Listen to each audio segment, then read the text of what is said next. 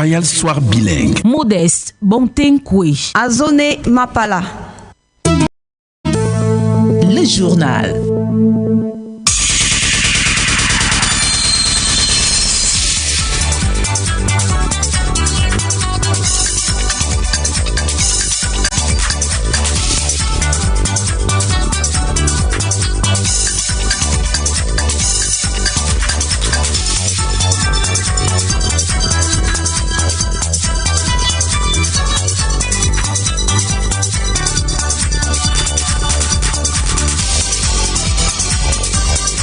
Bonsoir à tous et à toutes et bienvenue au journal bilingue de 18h sur Royal FM. Bonsoir, MAPALAH ZITA. Good evening, Modeste Bonte Nkouue. Listeners, good evening. You are welcome. We begin with our top stories.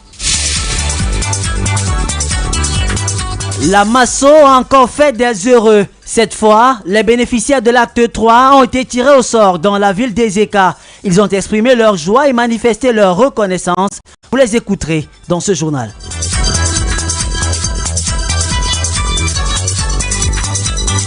Veteran Kenyan opposition leader Raila Odinga has denounced unprecedented police violence during the anti-government and anti-expense protests that are taking place in the East African countries. Details on these and more right ahead. Royal Soir, première partie, Modeste Bonte Nkouue. Une fois encore, bonsoir et bienvenue à Royal Soir Bilingue. Ouvrons ce journal pour indiquer que 16 jours après la grande cérémonie de clôture de l'acte 3 de la mutuelle d'assistance et de solidarité le 9 juillet dernier au palais polyvalent des sports de Yaoundé, place désormais au tirage au sort dans les agences de Renapro Finance SA situées hors de la ville de Yaoundé. Et c'est l'agence Renapro Finance SA de la ville d'Ezeka dans le département d'Union Ekele qui a donné le coup d'envoi hier lundi après le tirage au sort. L'ambiance était à son paroxysme avec les mutualistes gagnants. Compte rendu de cette cérémonie riche en son et en couleurs avec Bertrand Bois de retour d'Ezeka.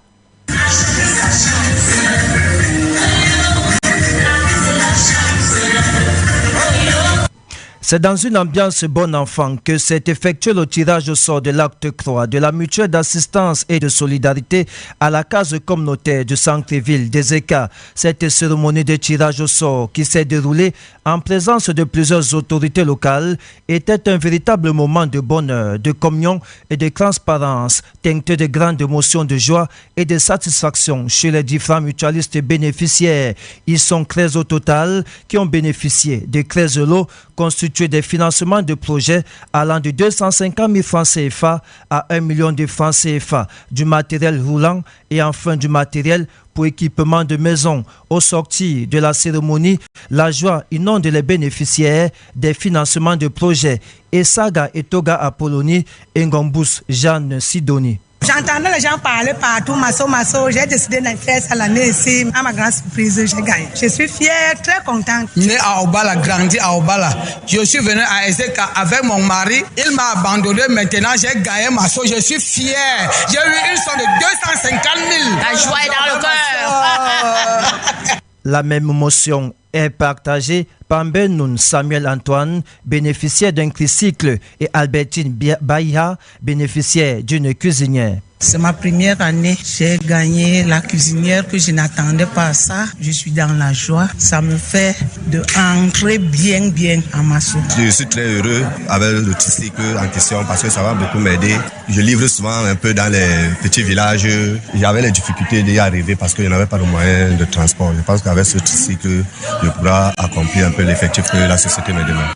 Même si la demande était forte, l'agence Renapro Finance SA d'Ezeka n'a fait que 13 gagnants. Léontine Perpetu Ngo Igbe fait parler son esprit de solidarité. Je suis très fière d'avoir participé. Je suis également très fière de Renapro parce que je sais qu'il y a beaucoup d'autres produits qui vont m'accompagner dans la prospérité de mes activités. Et je suis trop fière parce que j'ai commencé à voir ça à la télé. Même si je n'ai pas gagné, je joue pour d'autres avantages que Masso nous réserve. Je félicite tous mes collaborateurs et collaboratrices qui ont joué aujourd'hui et qui ont gagné. Je promets à Renapro que je reviendrai toujours. Aucun incident n'a été enregistré. Lema Justine Solange, directrice d'agence Renapro Finance SA Ezeka. Je suis très émue parce que le tirage au sort s'est déroulé sans incident, sans accident, avec beaucoup de joie. Les mutualistes étaient contents. Vraiment, je suis très satisfaite.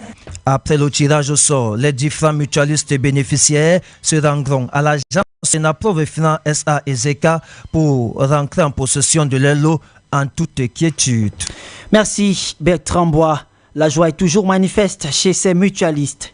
Ce n'est malheureusement pas la même émotion au sein du SDF. Le chairman du Social Democratic Front, Ni John Frundi, sera inhumé le 29 juillet prochain à Baba 2, son village natal, dans la région du Nord-Ouest, département de la Meusam.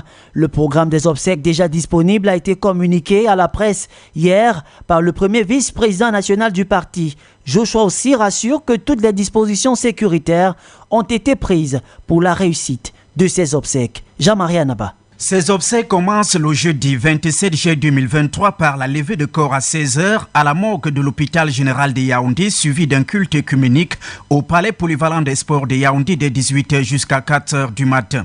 Le cortège prendra ensuite la route pour Bamenda avec un arrêt à Bafoussam, puis à Mbouda pour une procession. Le premier vice-président national du SDF, Joshua aussi. De Matazen jusqu'au Bamenda Grand Stand où on aura un meeting du parti et de là en passant par Liberty Square qui lui tenait tant, on ira au Presbyterian Church Moussang qui était sa paroisse où nous aurons un culte presbytérien avant d'aller pour la grande veillée avec corps à son domicile de Tarekon. Pour ce qui est des invités spéciaux à ces funérailles du chairman du SDF, il n'y aura pas de privilégiés. C'est un deuil d'un grand patriote camerounais et donc comme tout deuil, les deuils sont ouverts à tous. Je suis même des fois surpris qu'il y en a qui me demandent des invitations. Nous sommes aussi africains avant d'être politiques. Au deuil, on n'invite pas. Bamenda et Baba 2 dans le nord-ouest ont été le théâtre des exactions des séparatistes ces derniers jours, mais le premier vice-président national du SDF rassure que toutes les sécuritaires ont été prises pour ces obsèques. Toutes les dispositions ont été prises pour que tous ceux qui participeront à ces obsèques, venant de l'étranger, venant du Cameroun et venant même de Baba 2, qui soient reçus et toute la logistique soit mise en place pour qu'il y ait panique. Pour le Social Democratic Front, qui a suspendu temporairement ses activités politiques, il s'agit là des obsèques officielles à la dimension du disparu, même sans un acte du chef de l'État, mais la contribution de l'État destinée à la famille du chairman n'a pas encore été reçue, a relevé avec insistance Joshua aussi. Merci Jean-Marie Anaba. Vous l'avez compris, le palais polyvalent des sports de Yaoundé abritera une partie de ces obsèques, des obsèques de Ni John Frundi, ici à Yaoundé. Mais pour l'instant, l'infrastructure est le site de la 12e édition du SAGO. Le salon de l'action gouvernementale se poursuit. Après la cérémonie d'ouverture officielle hier, les conférences ont débuté ce mardi et la première de cette journée a créé un cadre d'échange entre le ministre du Travail et de la Sécurité sociale et les Camerounais venus obtenir des réponses à leurs préoccupations. Et sur la table ce jour, la revalorisation du SMIG, le salaire minimum interprofessionnel garanti. Et à ce sujet, écoutons une clarification du ministre du Travail, Grégoire Ona, au micro de Royal FM. Le SMIC, les négociations ont duré pendant 2 ans. Il y a eu des rencontres entre le ministère du Travail et les syndicats des employés. Il y a eu des rencontres entre le ministère du Travail et les associations patronales. Il y a eu des négociations tripartites entre le gouvernement, les patrons et les employés. Le gouvernement jouant essentiellement le rôle de régulateur, de modérateur et rappelant les uns et les autres au respect de la loi. Et pendant 2 ans, ça a été discuté, négocié. Ils sont tombés d'accord. Pendant très longtemps, le SMIC a été bloqué. Pourquoi? Parce que les sociétés agricoles, notamment, ne pouvaient pas aller au-delà de 36 000. C'est pour ça qu'on évoque la transparence. Donc, ce n'est pas une affaire du seul gouvernement. Le président Paul Biya est rentré au Cameroun hier après un séjour en Europe où il a pris part au sommet pour un nouveau pacte financier mondial. Le chef de l'État et la première dame Chantal Biya ont été accueillis à l'aéroport international de Yaoundé-Nsimalen par le premier ministre chef du gouvernement Joseph Djangouté et le ministre d'État, secrétaire général de la présidence de la République, Ferdinand Gongo. Et vous dites avec la classe politique que ce retour du président de la République trouve des urgences qui attendent. Jean-Claude Ngué. Pour Bertrand Benoît Onana de l'organisation du mouvement patriotique, il faut d'abord une remobilisation du gouvernement. Ça suppose qu'il faut soit conforter, soit décharger quelques personnes, leur fixer objectif sur le court terme. L'ensemble contribuerait à régler les nombreux problèmes dans un moment contextuel aussi difficile. Le président du Fonds des démocrates camerounais, Denis Emilien Atangana, indexe directement le secteur de la gouvernance à la traîne constituée d'une situation d'illégalité de certains directeurs généraux et PCA d'entreprises publiques et parapubliques. Il faudrait que le président de la République essaye de régler cet inconfort juridique parce qu'il n'est pas normal que dans un pays comme le nôtre, on ait une loi qui est violée et c'est d'autant plus que c'est lui-même qui a promulgué cette loi et il me semble qu'il n'avait pas été forcé de promulguer cette loi-là.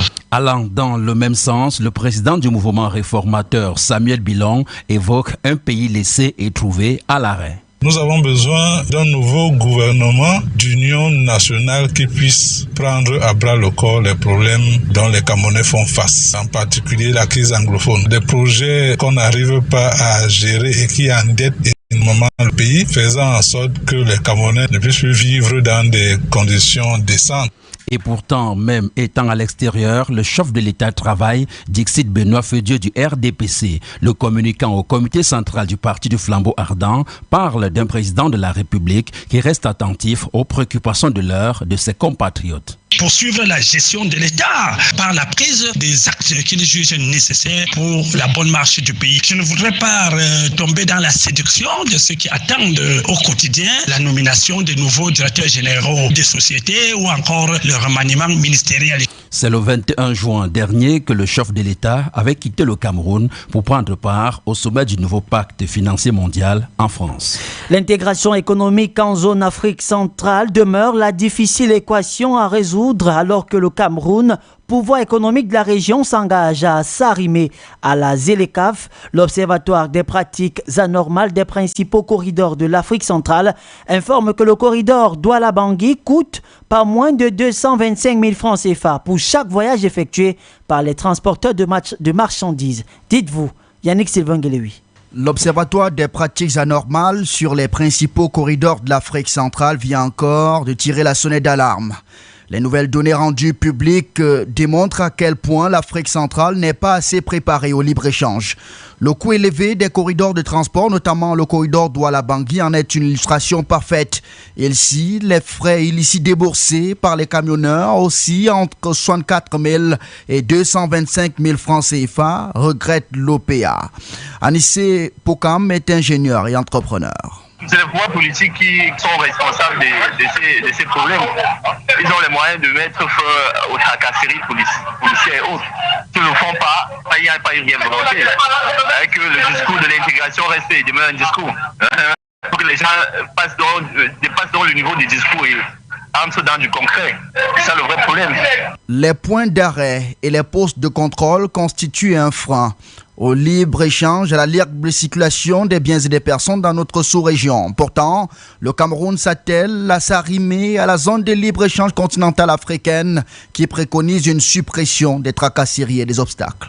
S'agissant de l'intégration au niveau de la sous-région, on avait remarqué qu'on avait beaucoup de barrières. Et hormis le fait que chaque État s'accrochait sous sa propre souveraineté, il y avait beaucoup d'institutions qui ne fonctionnaient pas d'après les attentes. Un peu, la libre circulation reste et demeure quelque chose, un rêve, n'est pas quelque chose qui est concret. Alors que ça devait être assez concret pour permettre à l'économie même de se développer. À cela s'ajoutent des multiples pesanteurs, surtout des pesanteurs politiques, source de retard et inculture à l'intégration économique en zone CEMAC.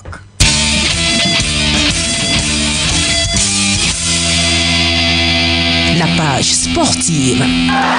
Parlons des 9e Jeux de la francophonie qui vont se tenir à Kinshasa, en République démocratique du Congo. Le palais polyvalent des sports de Yaoundé a abrité la cérémonie d'au revoir en l'honneur des 20 athlètes camerounais. L'événement a été présidé par le ministre des Sports et de l'Éducation physique.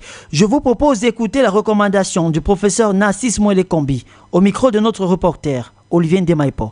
À Kinshasa doivent être les plus disciplinés, les plus responsables et se manifester avec un grand esprit de patriote pour que l'image du Cameroun ne soit en aucune circonstance malmenée ou édulcorée par un comportement regrettable ou déviant.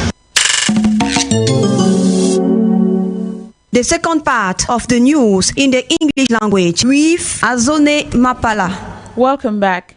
The raffle draw for the Mutual Assistance and Solidarity MASO Act 3 has taken steam in the town of Ezeka in the external agencies of Renapro Finance SA in the Nyong and Kele division of the Central Region 16 days after the raffle draw ceremony took place at the Papozi here in Yaoundé on July the 9th, where many mutualists left the area as beneficiaries.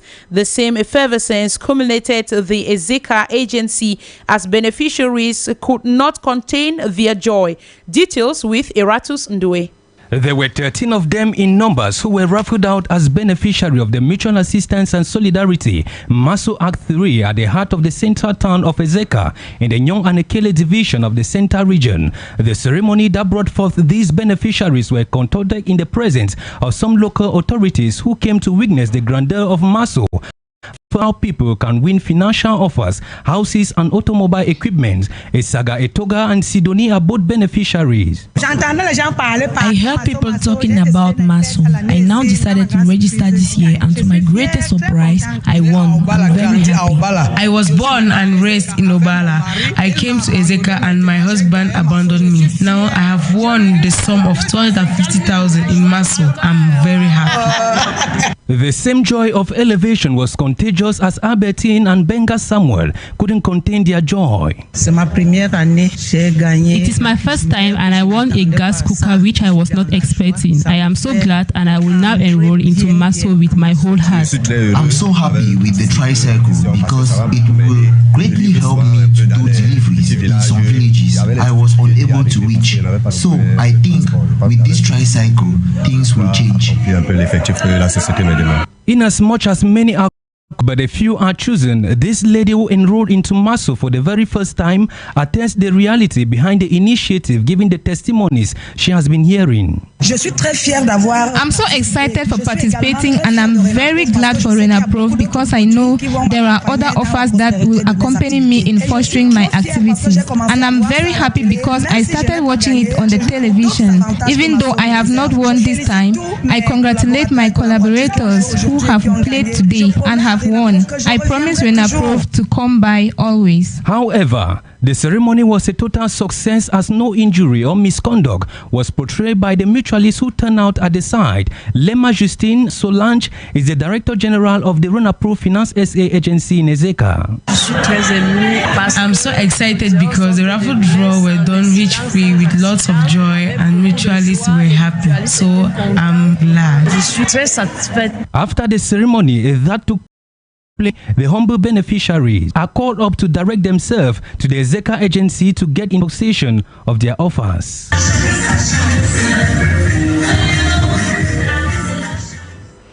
Away from the Mutual Assistance and Solidarity, over 56,075 candidates of the ordinary levels, 43,294 candidates of the TVEE intermediate level, and 8,405 candidates of the advanced level have passed the General Certificate of Education examinations. This, according to the statistics published by the Ministry of Secondary Education, indicating a slight drop in the performance of candidates at this year's examinations organized by the GCE board.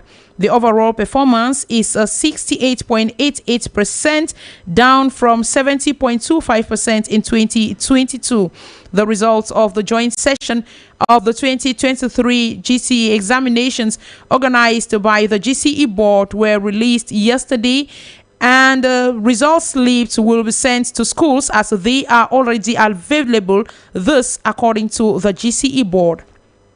Shortly after the publication of GCE results, several cases of suicide have been recorded. This comes from those who didn't make it in the examinations. Apart from suicide, many students have gone missing since yesterday from their homes. But just what ways parents should treat their children who have failed in these national examinations? Freeway Crispin compiled some of their reactions in this Vox Pop.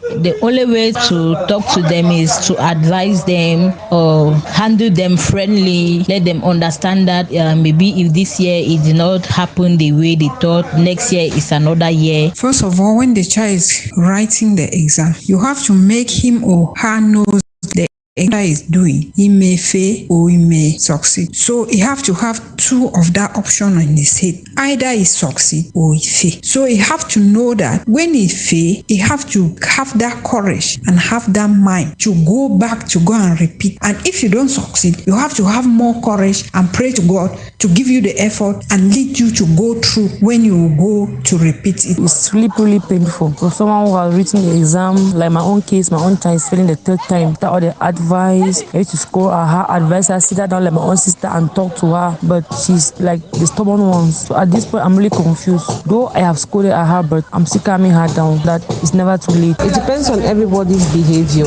on the way you educate your child. Me, it's based on education. If you're like make your child used to kin, then it's used to. If you make him used to freedom, he'll be free. So for me, I'll tell him that failure is not the end of life. The most thing is determination.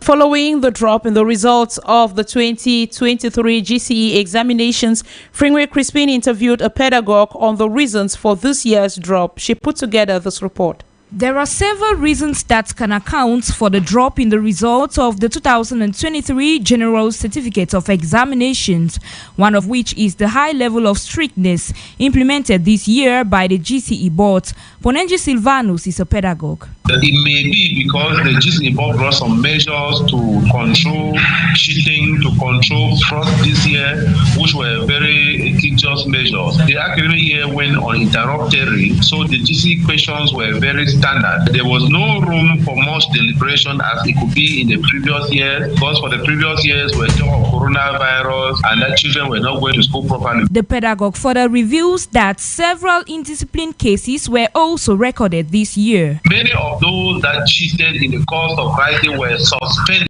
When you are suspended automatically, it's a fail. So I can explain that it's due to so many valid, authentic, and good checking that the GCE board has put in place that has led to a slight drop in the results, but making the results very authentic and reflect the Anglo-Saxon culture of doing things. However, the expert sums up by urging all students to develop a spirit of hard work. Instead of moving around looking for means to cheat and on authentic GCE or GCE results that will not reflect what is in their mind, they should go on the desk now and start studying. The money they could have been using to bribe teachers to get good results or to get questions ahead of time, they should use the money now and buy their textbooks and go to work. Because when they work, obviously the results are going to favor them. But when they do not work, they should know that the GCE board has no room for lazy students. According to education stakeholders, this is the time when students who failed should begin preparing for success next year.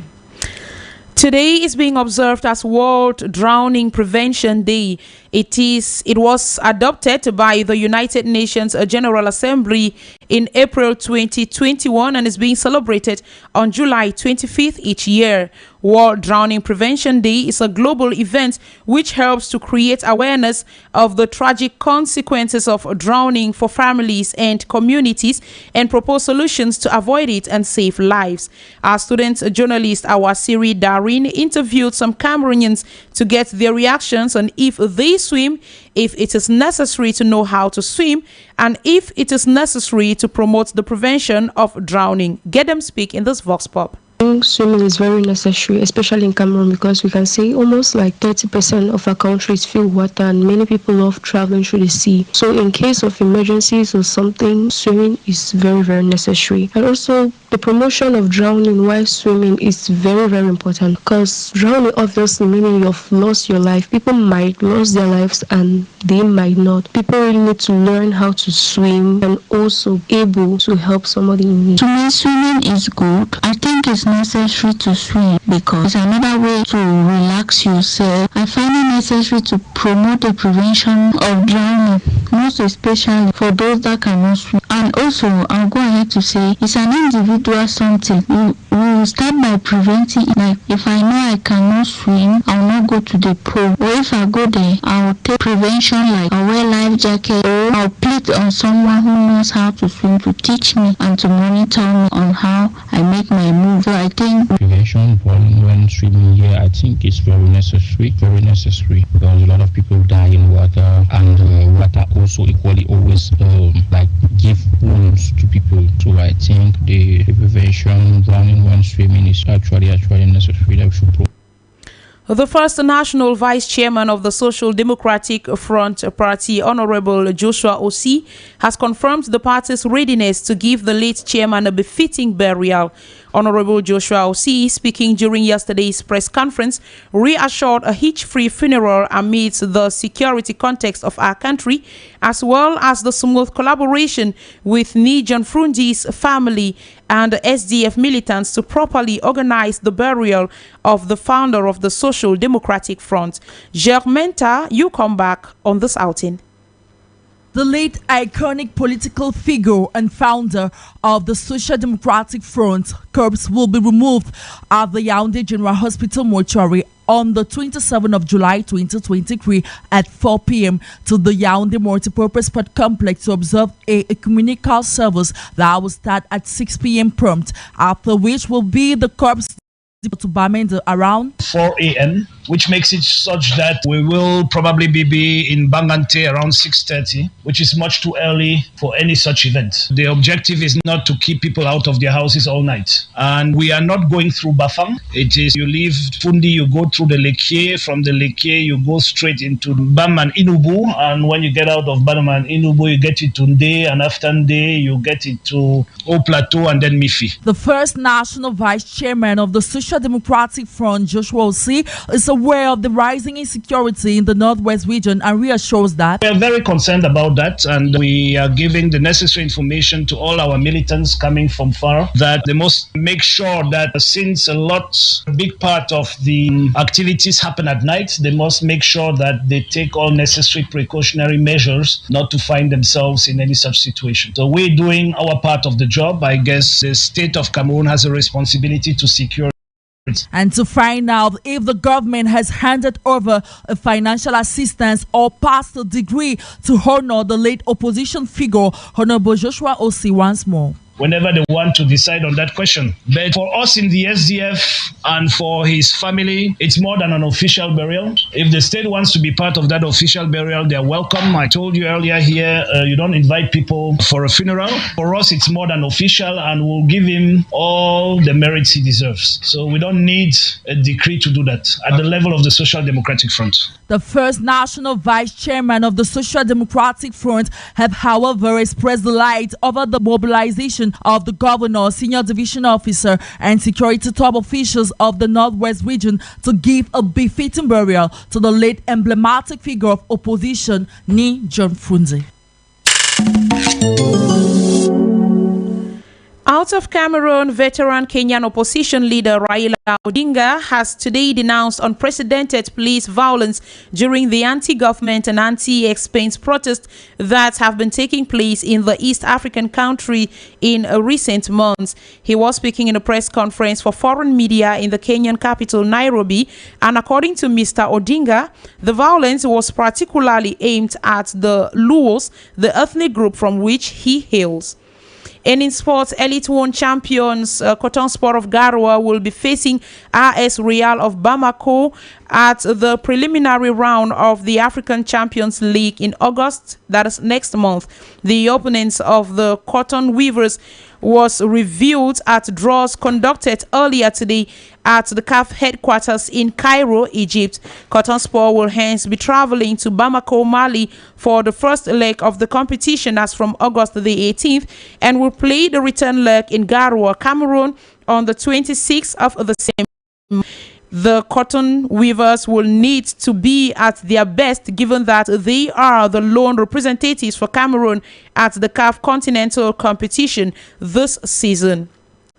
The Minister of Sports and Physical Education, Professor Narcisse Mwele Kombi, organized earlier today at the Yaoundé Multipurpose Sports Complex a farewell ceremony in honor of Cameroonian athletes leaving for the La Francophonie Games in Kinshasa, DR Congo. Team Cameroon will take part in this year's 9th edition of the Games with a host of athletes to perform in the Congolese capital. Let's hear them speak on the microphone of our reporter Olivier Ndemaepo. Nebankia Peter Paul. Seriously, I'm not scared. It's my first participation. Yes, you go in for a football match. You take every football match as like you are for your training session. You put in your best, and you know you are going to make it. I'm going to do. I promise I'll give the goals. My name is Kole Itame Heverch Tonjok. I'm a runner of the 100 meters and 200 meters. Excited, I'm happy, I'm anxious, curious, a little bit nervous, but I'm more of the determined type. I'm optimistic and keeping a positive mentality. I don't have a lot of experience, so I'm going to try to observe my seniors, those who have participated. Jorim Bange Lombo, and I'm a 110-meter hurdler. Operations haven't gone quite as smooth as I hoped it would, but I'll be ready to perform when it's time. I'm based in the US, just travel arrangements to get here first, and then once I got here, my knee just started bothering me a little bit, but I'll be all right. I'm working it out and I'm ready to perform.